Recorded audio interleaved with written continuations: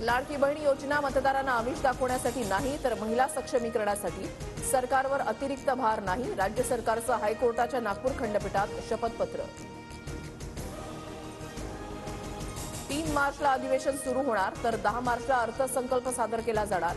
अजित पवार यांची माहिती. मराठा काय करता, मीही 96 कोळी मराठा, जातीयवाद केल्याचा आरोप करत कराडच्या पत्नीचा जरांगेंवर हल्लाबोल. तर धस, सोनावणे, दमाने यांच्याही अनेक गोष्टी समोर आणणार. मंजेली कराड यांचा इशारा.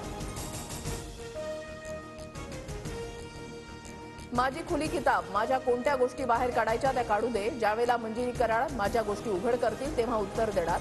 बजरंग सोनावणेंची प्रतिक्रिया. शिवसेनेच्या मंत्र्यांची आज एकनाथ शिंदेंनी बैठक बोलावली. मुक्तागिरी निवासस्थानी दुपारी 3:30 वाजता बैठक. स्थानिक स्वराज्य संस्थांच्या निवडणुकांवर चर्चेची शक्यता. मुंबईत वाढलेल्या प्रदूषणाची उच्च न्यायालयाकडून दखल. पेट्रोल डिझेलच्या गाड्या टप्प्याटप्प्यानं हटवण्याबाबत आणि इलेक्ट्रिक गाड्या वाढवण्याबाबत समिती नेमण्याचे निर्देश.